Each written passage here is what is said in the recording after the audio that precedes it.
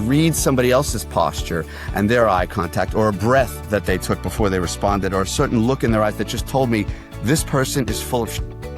And I began to recognize the difference between authenticity and performance. Hello, everyone, and welcome to this episode of the Game Changer Podcast. My name is Michelle Dutro. I'm your host, and I am joined today by Brett Lavender.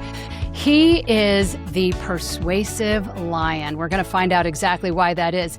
He lost his father at age 6, and by his teens, he had lost everyone.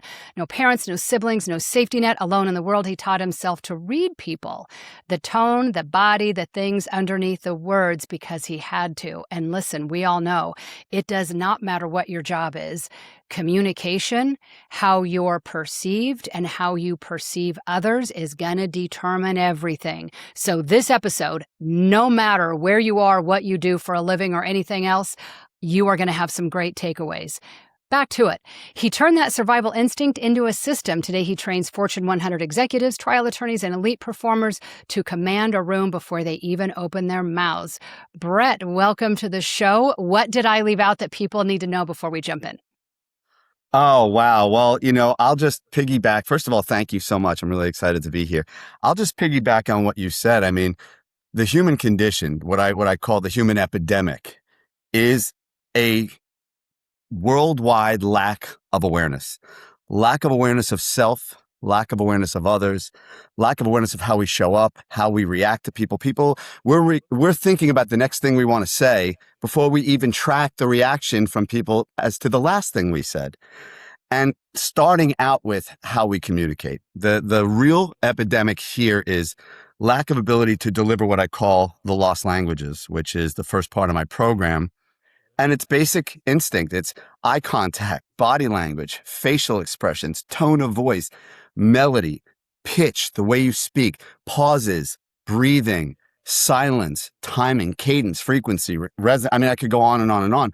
People have not been taught how to actually use the human machine as it was designed.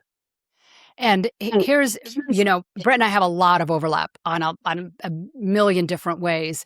Yeah. I am so serious about this communication thing and how you're received and how you're heard, and not just me, but let's understand how many religions have it their practice that at the dinner table, there's no talking.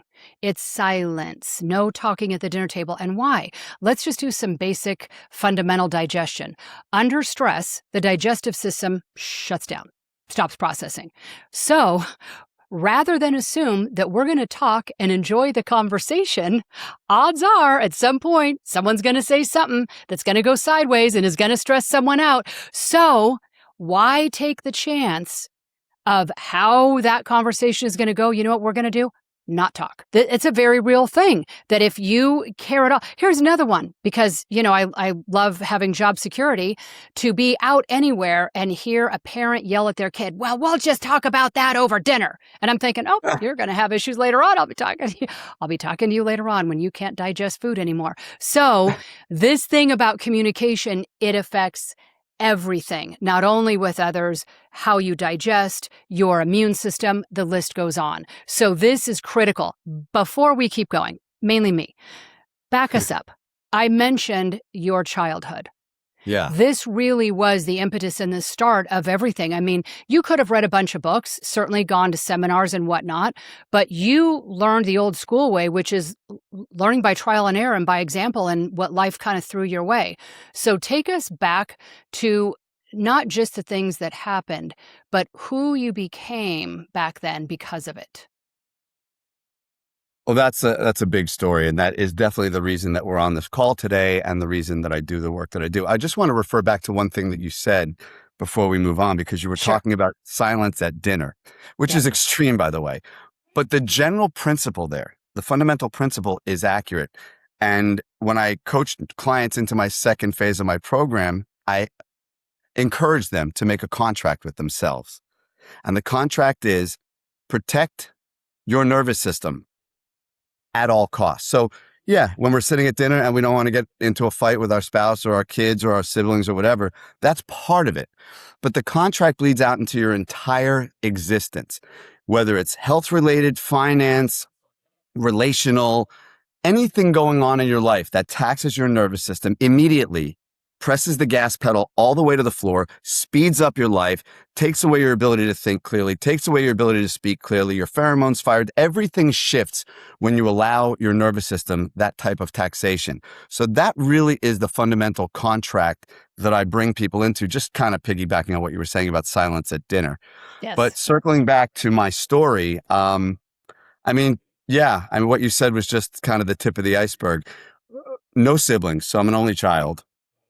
And I come from a half Jewish, half Italian background where, under the extreme circumstances that I went through, typically speaking, you would think there'd be somebody there to step in to provide some level of support.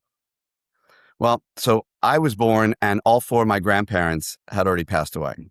Never got to know a grandparent, which in and of itself provided me with a lot of stress because I grew up looking at kids growing up with their grandparents who basically said, you're the best thing that's ever happened to me in my life, no matter how good or bad you are. I never had that experience. So that in and of itself was an issue.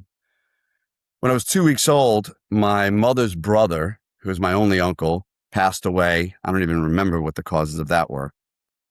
And then when I was 6 years old, my mother and I and my father were living in Rego Park, New York. We had just moved to a wealthy suburb of Philadelphia. And a few months after we moved, after my 6th birthday, my father on Halloween night was found a mile from our home in his car with a bullet through his head. And that was inconclusive. That was never determined whether or not he killed himself or whether he was murdered. There was a lot of stories that went on about business dealings and organized crime and just things that were suspect, but it was never fully determined. So the fundamental problem of my life became an unanswered question that I'll never have the answer to. Grew up in a very wealthy suburb of Philly called Penn Valley, Pennsylvania, and we did not have money. And so I grew up in a really exclusive school district, one of the top in the country at the time, which is why my mom fought to keep me in that school district. But we did not have money. I couldn't keep up socially. I couldn't keep up financially. We didn't have a car for a year. Literally did not have a car for a year in a suburb where you needed, to go miles to get to a convenience store. Didn't have a phone for 6 months. So I went through it as a kid. Graduated high school, decided to go to college, didn't like it there, so I was going to move back to Philly, gather some money, and move to LA, at which point I was told that my mother was diagnosed with terminal liver cancer. So at 19 years old, I'm sitting in an office with a doctor looking at me across the desk saying, just so you know, I have to keep it real with you. Your mom has a year to live and you really want to make it worth it. This is inoperable. There's no chance of recovery. That's what I was faced with. Well, 3 months later, she was gone. Really no time to prepare. Mentally and emotionally, I was 15, not 19.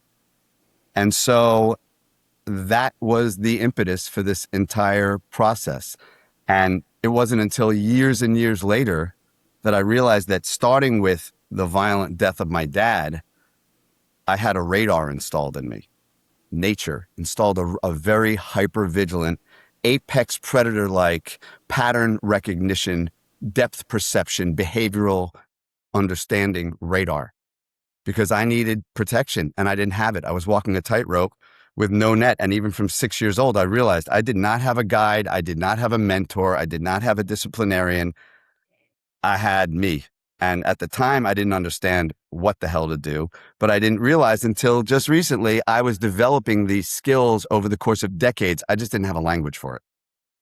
So back then, what meaning did you assign things? Because it could have been, and maybe it was, I don't know, but poor me, why me? Why did I get the worst life in the world? Like how did you go through life as a kid from, 6 through 19? What was that mindset like? It was a mess. It was anger. It was jealousy. It was resentment. It was fear. I was always, interestingly enough, I always had a skill set that was above. I was always a lead in every show in high school, which helped me in certain ways, but hurt me in certain ways. Because here's this kid, this straight kid, doesn't have a father, doesn't have an older brother, doesn't have an uncle, no male role model in theater, and trying to make his way through that high school experience. When you ask, what I was thinking, I wasn't. I was just trying to figure it out. I didn't know what the hell to do. I had a love-hate relationship with my mom. She was my mom and my dad. She tried her best to raise me as a single mom with a kid who, I mean, I was all over the place. The personality that I have now, I had then. Again, I just didn't know how to contain it. I didn't know how to control it. I didn't know how to weaponize it in the ways that I've taken now all this trauma and all this anger and all this fear, and I've alchemized that now into a weaponized form of presence and empathy and communicative delivery. And when I say weaponize, that's only in the best possible way, not to control, to magnetize. So, 19 on, your mother passes away. What happened to get you from all the words you described as yourself back then? Because that's certainly not who you are now. So, Yes. was it this evolution? Can you point to a pivotal moment? What happened? Because I'll tell you, I have some friends. I'm already thinking, oh, I can't wait to share this episode. There's plenty of parents right now listening going, that my kid is a handful. How are they going to turn out right? And Right. so looking at that, if they're looking at some glimmer of hope, I don't know, you listen to some Tony Robbins CD set, it seems like everyone did, but what happened? How did you Well, get from there to here? a few things I'll say. Number one, when you talk about parents that are looking at their own kids and saying, how can I prevent my kids from going off the deep end? Especially, God forbid, something happens to me or my husband or my wife. How is my Or kid maybe it going to? already has. Maybe it already Right. has, and that's why Well, they're listening. realistically, it does start at home, and there's very technical skills that we'll either get to today or we won't. But oftentimes, I say you don't get taught these things in school because the teachers at school have the same handicap and suffer from the same epidemic as your parents. And the reason these kids today are not being taught those skills is because their parents don't understand them. It's in their blind spots. And the reason their parents don't understand them is because their parents didn't understand them. It's been a generational epidemic problem. And so circling back, when you asked me, was there a specific moment or moments that resolved or happened to get me to this place? My mother dying was just the beginning. Um, when my mom died, it was an interesting thing. I ended up going back to the hospital after leaving that night. It's a longer story, but something drew me mentally, emotionally, spiritually, cognitively, dragged me back to the hospital room that night. And I ended up holding her in my arms. And it just so happened that 20 minutes after I got back there, she took her last breath. And I thought my life had ended too. I mean, I literally, Michelle, I had no one. I had no close friends. I had one cousin, my cousin Randy, who was a few years older than me, who's still the only living relative that I have any relationship with at all. But I literally was like, that's it. What am I going to do? I am dead. Now, I always had this lion persona, but in my mind, that was actually equally as troublesome because where in the natural world do you see an alpha male lion rogue on its own with no pride of lions around him and survive? Other than in the movie The Lion King, which is why I call my company The Persuasive Lion, because I really do identify with that story. So moving forward, right after my mom died, I was lost. I had no idea what to do, how to live, how to survive. I'd never done this. And I had nobody telling me. Just so happened I ended up moving in with a couple. I'll get through this part quickly because it really doesn't deserve the time. But I moved in with a couple who tried to help me out. And it turned out to be as bad or worse than my mom dying. Every penny that my mom had left me in her insurance, which was not a lot, I ended up putting in this couple's name because I was going to school. And the husband turned out to be a very serious cocaine addict, burnt down his own business, snorted the proceeds. The wife, for lack of a better definition, turned out to be a fatal attraction, all over me. I was 19 years old. Just really, really an impossible, psychologically taxing situation for me. And about a year into that, the husband leaves. I'm living with the wife, and she says, hey, my husband ended up taking all of my money, meaning hers, but he also went through yours. So now at 21 years old, I am flat broke on my own in a situation that I seemingly could not get out of. And to fast forward, I was potentially suicidal. I was drinking a bottle of vodka a day. 21 years old, 2 years after my mother died, literally like, what on earth am I going to do?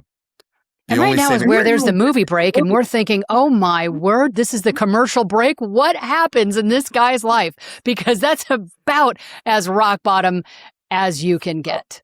I it mean, continues. really. Yeah. Yeah. To Okay. summarize that, I ended up seeing a shrink at Long Island Jewish for $15 a session. He sat down one day, put his clipboard down and said, Brett, I'm not supposed to do this, but you got to get out.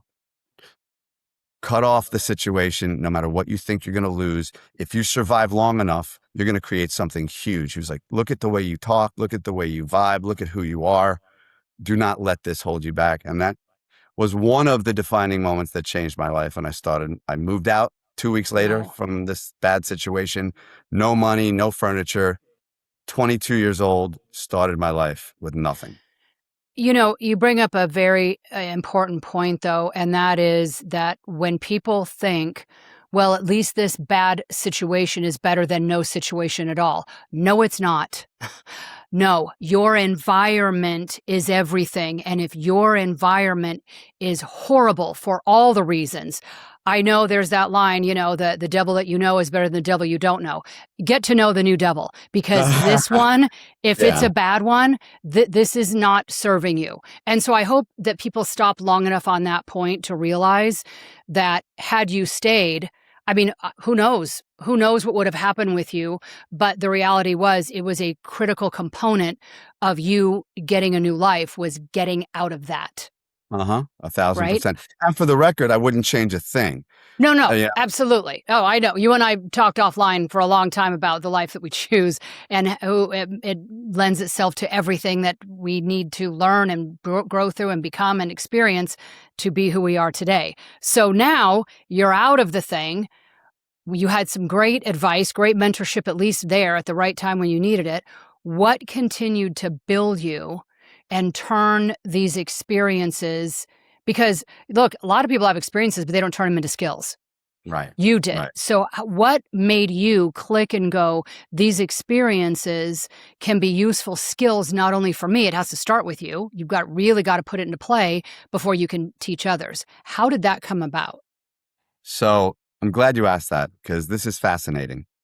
So one of the positive byproducts that came out of that experience with this couple was that I was introduced to the event business, the MC, DJ, performer event business. And I very quickly realized that this was a niche for me. I was extremely good on the mic. I was extremely comfortable in front of people. Again, this was all based on things that had happened to me years before. Why was I so comfortable interacting with all these different animals? Well, what ended up happening was, because you're dealing now with a nervous system that was pre-wired through trauma for pattern recognition, high level pattern recognition, I started going to these events every weekend. Over the course of decades, we're talking thousands of events. We're talking tens of thousands of interactions with people of every demographic, a complete cross-section of the entire species. And what these events became to me were not my job and not me as a performer. They were my laboratory. It was a pattern recognition data bank of me experiencing all these different archetypes, from CEOs to janitors, billionaires and bartenders, and little kids, college students, soccer moms, professional athletes. I started absorbing all of this personal data, and that was the real value added. So over the course of time, I started understanding what was happening when I would say this, or when I would do that, or when I would make a certain facial expression, or I could read somebody else's posture and their eye contact, or a breath that they took before they responded, or a certain look in their eyes that just told me this person is full of shit. And I began to recognize the difference between authenticity and performance. And over the course of time, I started training performers within the event space, and then speakers, and then people that needed to be in front of a room. And then over the course of time, it dawned on me that this was a missing piece. This was a missing component from human communications across the board. Every demographic, every background, every financial background, educational background, didn't matter. Humans in general are suffering from this epidemic of lack of awareness as it relates specifically to interpersonal communications with others and with themselves. And so I said, this training, this methodology works for civilians. And that's when I started the process of coaching outside of the event space. So you just said something that's so interesting. You talked about authenticity versus performing. And so I want to take that concept and overlay that, if you will, into persuasion versus manipulation. So how do you see that? How do you walk a fine line? And again, this is, when people say I'm not in sales, if you're a parent, you're in sales. You're selling your kid every day of the week to do something, behave a certain way. There's no one in any role in life, no matter what, that your job is not to persuade, even which restaurant you're going to go to for dinner with your significant other, right? It's all persuasion skills. But I know that in the hypnotherapy space, there's a lot of chatter around where do we cross the line into manipulation. Right. So I'm curious, because this is your field, this is your mastery, your take on that. Again, excellent question. There's two topics I want to cover here: presence over performance and manipulation versus persuasion. Let's start with manipulation versus persuasion. So manipulation and persuasion are essentially parallel processes. If I'm going to manipulate you, I'm going to say things and do things through my thoughts, through my intention, and through my delivery that are going to change or adjust your behavior, your way of thinking, how you're going to react to me for my own selfish best interests. If I am going to persuade you, I'm going to do the exact same thing. I'm going to say things and do things and think things and behave in a certain way, neurolinguistically and biolinguistically, that is going to affect your behavior in a certain direction with your best intentions in mind, or both of our mutual best intentions in mind. So manipulation versus persuasion, the only difference in those behaviors is intention. Where does the thought originate from? What are you thinking when you're doing and saying these things? Is this because you're doing it from a selfish perspective, or from a greedy perspective, or from a narcissistic perspective, or a misogynistic perspective? Or are you actually doing this with the intention of helping the individual that you're delivering to? Okay, so I think right now everybody can remember a time that they have been on a phone, broadly speaking, telemarketer, but with somebody on a phone trying to convince you into the thing, the program, the this, the that.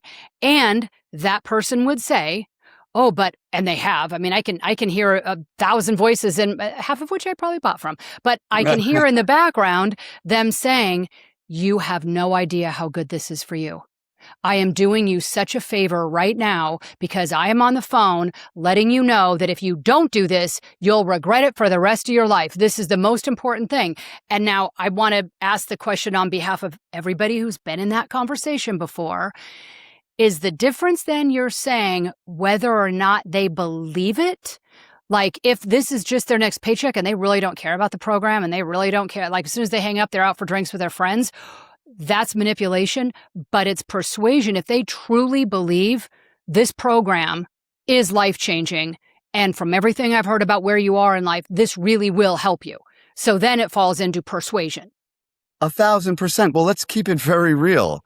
And this is no disrespect to anybody that's trying to make a living as a salesperson. If you don't believe in the product or the service that you sell, then you are manipulative, because you are just a paycheck player. You're just trying to make the transaction happen with no regard to whether or not the recipient is going to benefit from this service or this product or this program. So yeah, I stand on that hill. I'll die on that hill. If you do not believe in what you are trying to sell to another individual, then that is manipulation. Okay. All right. So there was one of yours. I agree completely, by the way. So yes. The other one you wanted to make sure before I get into all the things I want to chat with you about, you said you wanted to talk about presence. Presence over performance. So look, the majority of the world leads with performance in their families, on a date, at work, in the mirror. They're performing. And what is performance attached to? Need, self-deprecation, need for validation. Give me a round of applause because I'm so smart, or I'm so talented, or I'm so good, or I'm so funny, or I'm so amazing. I need for you to validate my performance. Yep. It's look at me, look at me, look at me. And that is exhausting. And that is unsustainable, because people grow and people evolve and people age and people, age out of their abilities to do certain things. So performance is a non-sustainable, self-deprecating, needy act. Presence, on the other hand, is giving of yourself, not asking for anything specifically in return, but instead of saying, look at me, look at me, look at me, it's saying, hey, look at you. And look at me looking at you and Right. seeing you and connecting with you and vibing with you. And instead of that being a performance, that becomes magnetic. That turns the individual that's delivering that kind of a message through presence into gravity, right? So you can perform, but as long as your performance is fueled by presence. So riddle me this. A narcissist who it's always all about me. Always. So if you're with a narcissist, somebody who is just self-absorbed and everything is manipulation, and your argument is, well, why can't they just be more present and listen to me and what I'm going through? Is your point, you're being silly. You're asking the impossible. No, my point is that individual, it might not be because they choose that behavior. Remember, a lot of what I teach is about unwiring old trauma patterns, old imprinting, old operating system. What all you're doing is redefining in the exact same nature the human epidemic. That individual, that narcissist, as selfish or greedy or understanding of themselves that they think they are, doesn't realize how they show up. They don't realize that they're getting the reflection that they're getting back. They don't realize that when they turn around and walk away, they're getting the roll of the eyes, or they're getting the, that's just that person, right? Your brand, people think that when they stand in a room and they speak or they sing and they get this round of applause, that that's their brand and that's their reassurance and that's their performance. Your brand is what people say after you walk out of the room. Your brand is what the temperature that you leave in the room when you're done doing what you're doing, the fingerprint, the impression that you leave on people. So in referencing what you just said about your traditional narcissist, that's just a lack of self-awareness. And if they turn around and say, well, I don't even give a shit about that, I don't care what anybody thinks, that's still lack of self-awareness. Okay. Why do you believe, I know we're similar on all things, so I could almost guess your answer to this, but why do you believe people at their core have such a lack of self-awareness?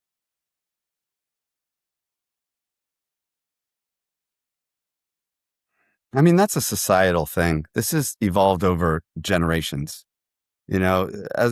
partially as a result of technology and Instagram and Facebook and Snapchat and textbook and email and dating sites and humans being human interpersonal communication skills being replaced by the ability to not look somebody in their eyes because all you have to do is send them a text message. Right.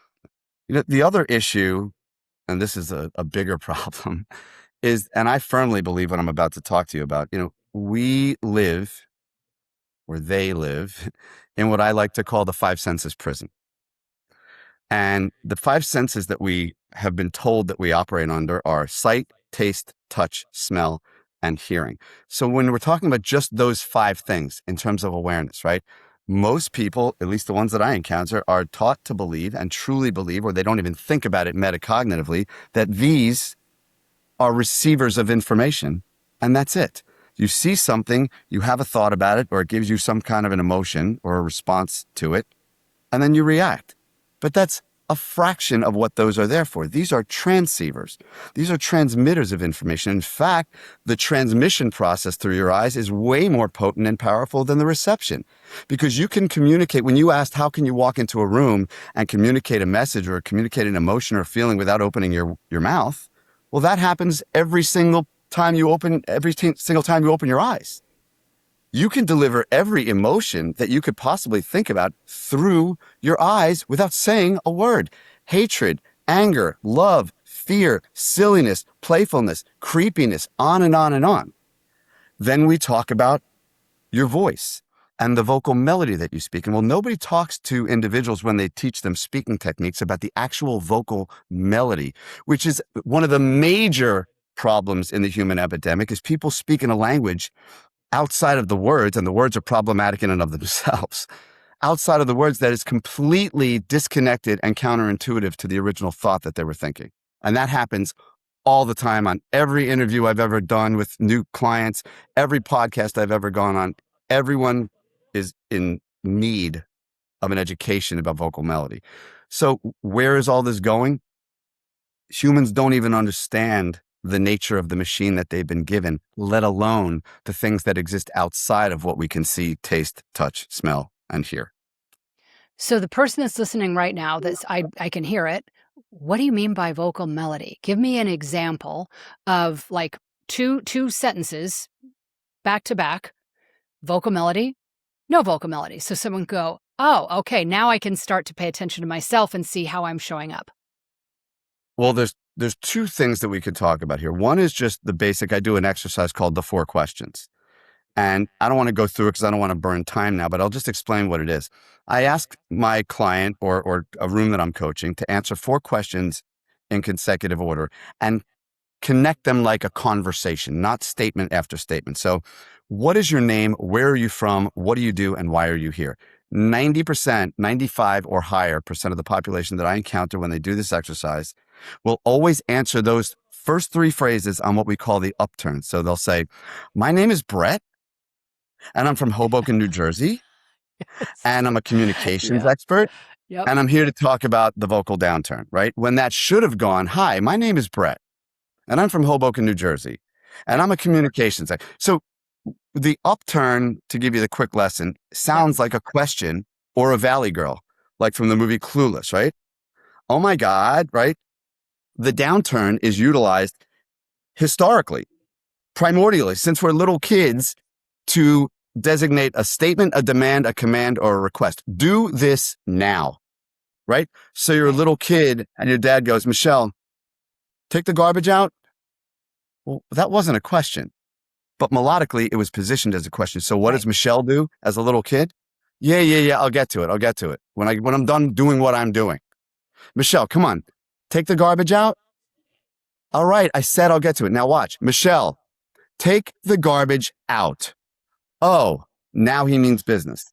Same thing on the street. If a police officer catches you jaywalking, it says, ma'am, put your hands on the car. Whoa, what did I do? Come on, put your hands on the car. Come on. What did I do? Ma'am, put your hands on the car. I'll give you one other quick example. If you have an outgoing message on your voicemail, if you call anybody that has an outgoing voice message on their phone, this is what you'll hear. Hi, this is Michelle, and I can't get to my phone right now. But if you will please leave your name and number at the sound of the tone, I'll get back to you as soon as possible. So this is epidemic for many reasons. Number one, because it's a lack of control over the vocal machine, which is an emotional instrument that nobody really fully understands how to deliver with. That's part one. Part two is every time you hear that vocal upturn, instinctively, the human brain registers it as something other than a statement. So if you're thinking in terms of a statement, but your messaging is delivering in a completely different way, that gets lost in translation. And that's why there's such a problem with connection in today's world. Because this vocal upturn thing is the most epidemic thing I've ever seen in my life. Wild. I don't understand it. I do not understand it, and it drives me nuts. And when I teach people about it, they come back to me 2 weeks later, they go, holy shit. Everybody's doing it. It's like zombie land. Yeah. Everybody. I thought I'm going to apologize in advance if you're in HR. I thought this was trained in HR departments. I thought it was trained. And I've asked a couple people, and I'm making this up. I apologize if you're in HR. I truly thought that it was because they didn't want to be directive. That it was more, I want your buy-in. I'm trying to even talk with that. No, That they so right. want your buy-in. You know what I mean? Like, hey, somehow they were told if you can get someone to be convinced it was their idea first, so that it's said in a question format, so then they come back. I don't know, but I swear I first saw that in every HR employee I ever encountered. And then to your point, here's the one I challenge people to watch on if you want to catch yourself in it. I'm not saying you live at a fast food place, but go through a drive-through and order food without the upturn. I watch for it like a mad person. Or walk inside. When somebody places an order, every word, and I look at them like, are you asking them if It's that's it, what you it's should it's have? It's the wildest thing. It's it's wild. disturbing. Well, here's the other thing. Speaking to what you just said about people, because I've heard that too. People are like, well, I don't want to be too direct. I don't want to Right. be too aggressive. What they don't realize is the melody is just making it a statement. Everything around the melody is what's going to make it either aggressive or warm or empathetic or concerned or caring. So you can deliver the message, the warm message with your eyes and still speak on the vocal downturn. I also want to clarify something else.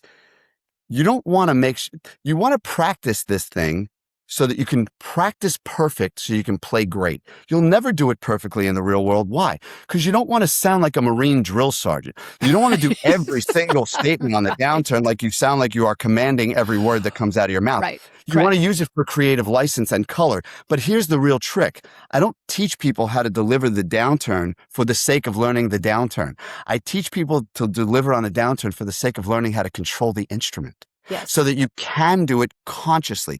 Because right now people are speaking completely unconsciously and have no understanding of the idea of connecting vocal melody to the actual words that they're choosing. And I could give you one more quick example that really kind of lands this.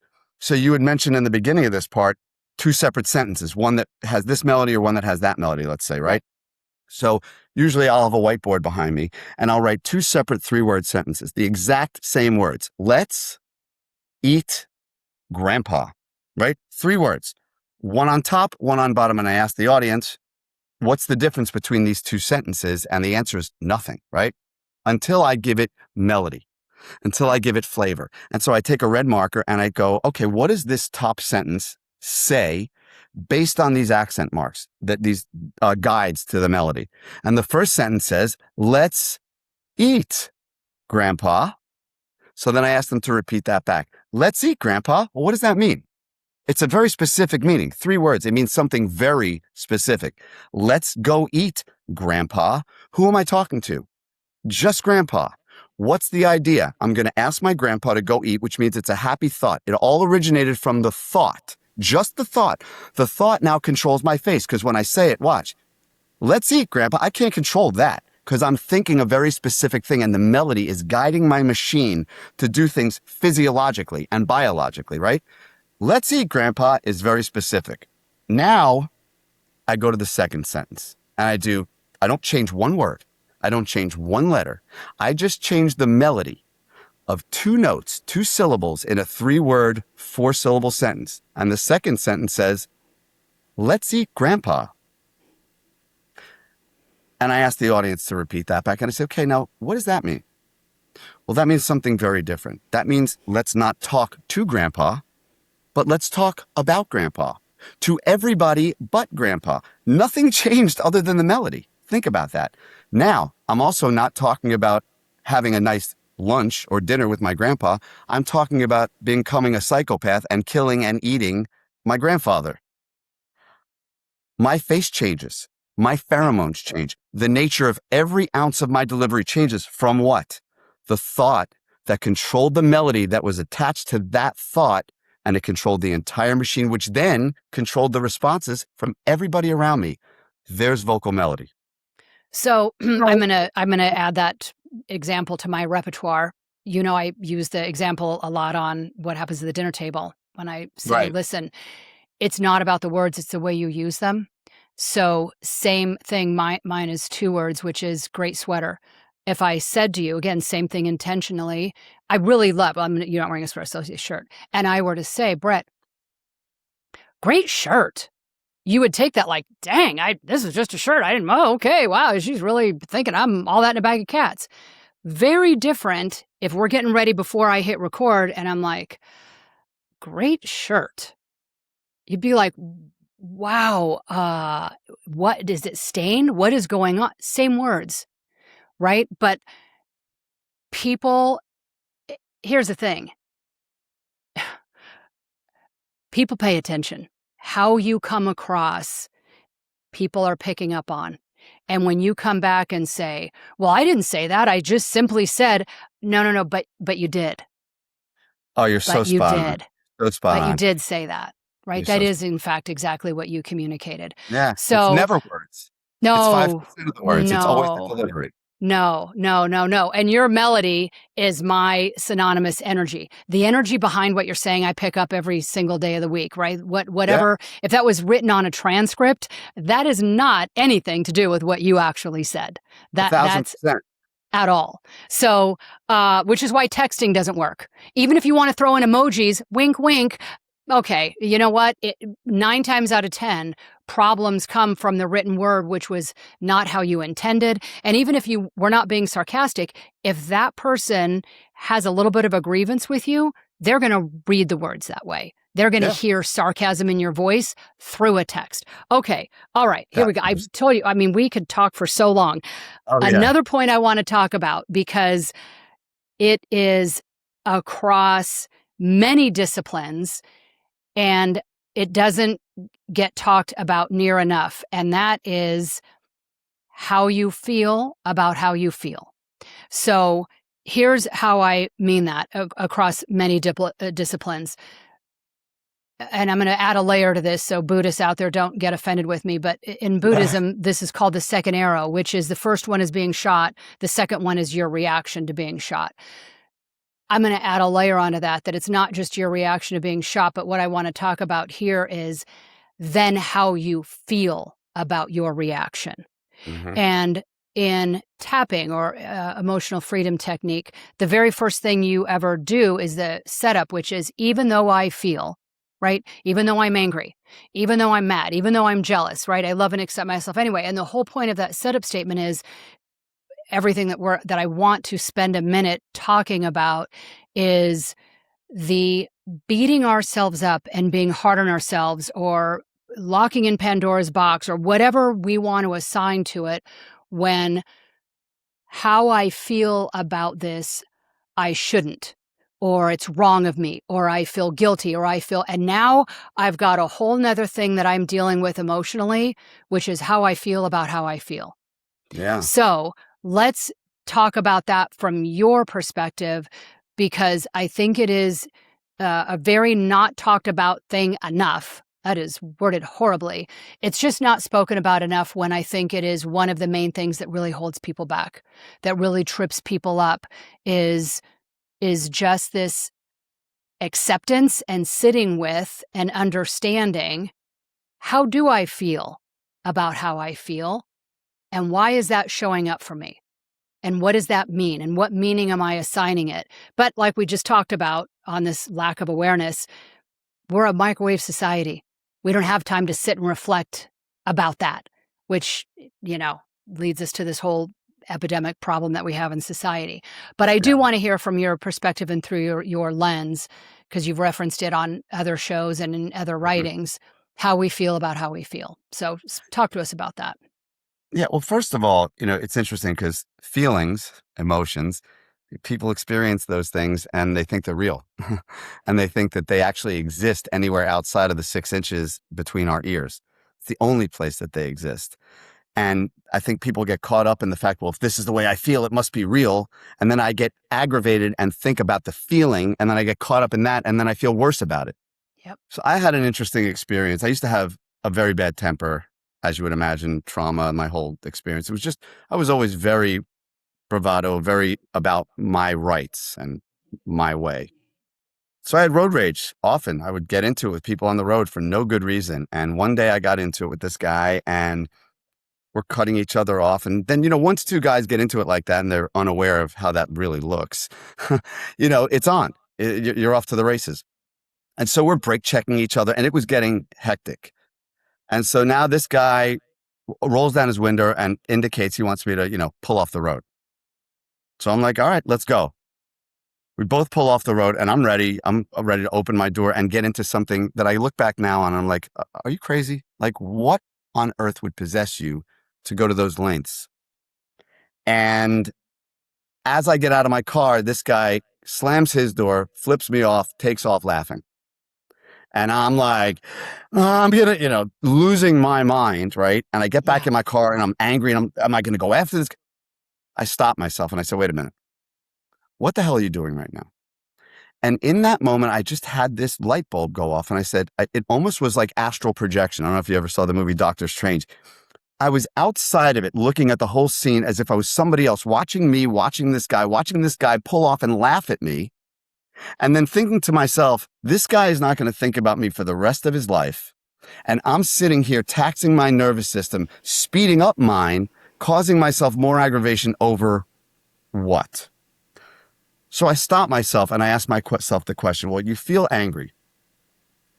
How do you feel about the fact that you're angry right now?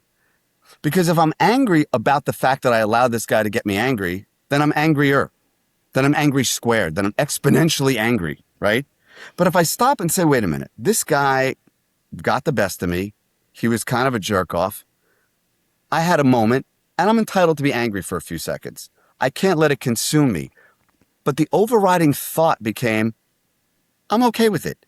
And all of a sudden, I literally started laughing at myself. And I said, holy shit, I just discovered the holy grail of nervous system regulation.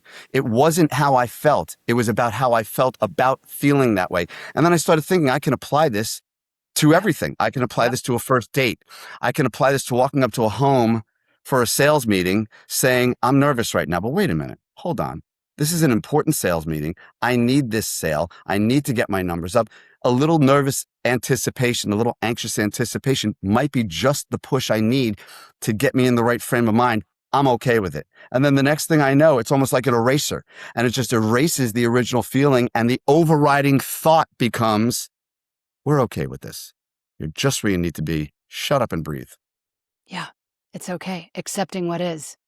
Yeah. I love Surrender. it. There's an enormous amount of freedom It's in huge. surrender. It absolutely is. And what do you currently teach for the everyday person who we've got their attention and they're saying, okay, you know what, I could benefit from this. What does that look like now in your world? Well, the first thing is I just published my first book called The Lion's Code, which is a human operations manual. It's an upgrade for your current operating system in the areas of communication, self-awareness, mindfulness, and just human excellence overall. So that's available on Amazon. It's called The Lion's Code, and that really is your first avenue into the work that I do. Perfect. I also offer one-on-one coaching through my website, which is thepersuasivelion.com.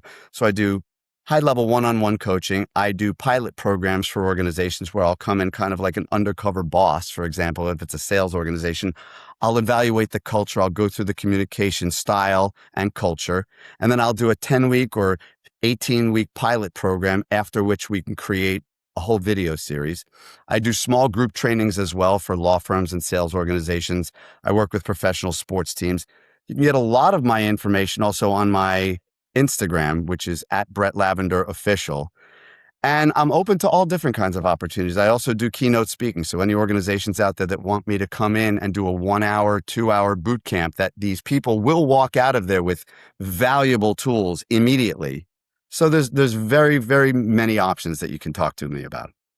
Perfect. And would you agree that there's literally no one, regardless of your background, your job, lack of job, fill in the blank, everyone will benefit from what you are teaching and what you're talking about. It doesn't have to just be sales or just the CEO. That communication skills and styles and how you're showing up and self-awareness matters. Period. Yeah. Well, here's the thing. You have to have a brain. You have to have a nervous system. You have to have a body and a machine. And then you have to have belief.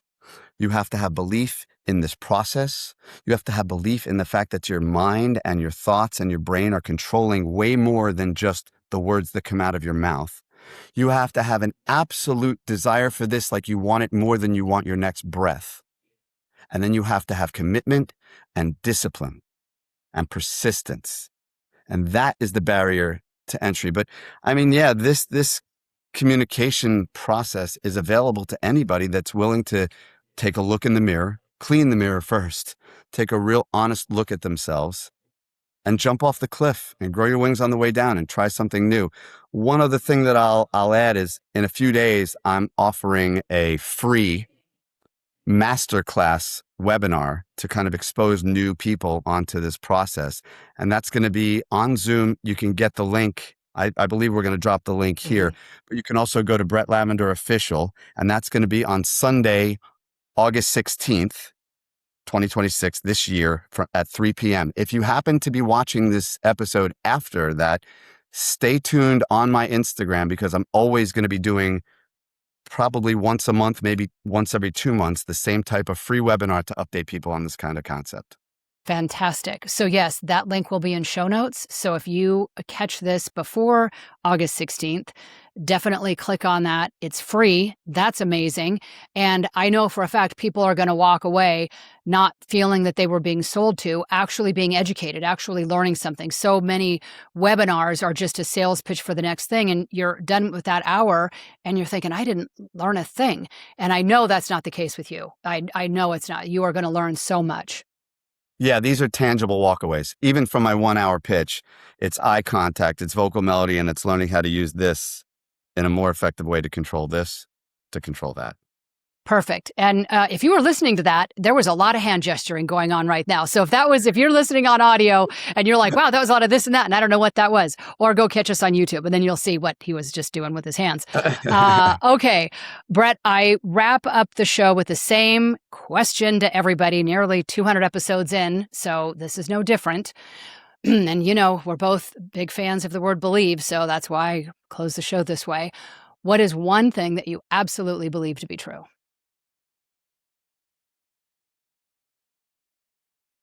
I believe that as much as the human species has been conditioned to believe that we are in this box of control and our five senses, and you get what you get and you don't get upset, and people say, well, this is just the way that I am. This is just the way that it is. I believe that that's absolutely not true. I believe that we have opportunities beyond what we can see, taste, touch, smell, hear, and think. And that getting in touch with your inner self and using some mindfulness and consciousness is the avenue to finding a higher level, a higher way of thinking. And I believe that if everybody adopts this philosophy, we will experience a global evolution, elevation in human consciousness. Again, we agree on so many things. And the thing that I have fought against from the beginning of time is someone saying, well, this is just my lot in life. There's no such thing. You may have signed up for all kinds of experiences in life, but what you do with them is always an opportunity, always within your control, and always has the chance to make a different choice. So thank you. Before we wrap up, I just want to make sure, because you do have so much valuable information, is there anything that we did not talk about that you want to make sure you get out before we wrap up, that you think, oh my goodness, I should have mentioned this, or I should have asked you that, or whatever it is, before we close this episode? It's interesting because I did want to say one last thing. Great. I have a tattoo. Oh, you know what's so funny? God, hang on. When you were talking, if you're listening, you won't catch it. But there was one point that you raised your arm and I thought, dang, that's a whole script. I need to ask what that is. And then I got all distracted and didn't. So thank you, because I actually wanted to ask about that. Yes, please. So two things I'll say. So there's this arm, and I got these years ago, again, before I really knew what I was or had language for anything that I know or understand. And these just were very meaningful for me. And I got them both in the same day. And this one says amor fati, which means love everything, good and bad. I learned that a long time ago through my trauma. If I took everything bad that happened to me and I absorbed it as a bad thing, I wouldn't be here right now. So I look at it as you do not win or lose. You win or you learn. Every bad experience, one of my favorite books is called The Obstacle is the Way. And that couldn't be more so the truth in my world. Every bad experience that I had led me to a higher apex. So that's part one. And then this is the message that I really want to send to the audience. And it really speaks to the whole human epidemic and awareness. And this says, the mind is your instrument. Learn to be its master and not its slave. True victory is victory over oneself. And that speaks directly to self-awareness. Beautiful. What a great way to end this show. I appreciate you. Thank you. I knew Likewise. I was going to love chatting with you. I always do. I always will. I look forward to our continued conversations. Yes, for So sure. truly, thank you for being on this podcast. Thank you for your wisdom. Thank you for the energy that you bring and for all the ways that you are helping to level people up, their communication, their conversation, ultimately their lives. Thank you. Thank you too. And everybody, thank you so much for either listening or watching, but for tuning in to this episode of the Game Changer Podcast.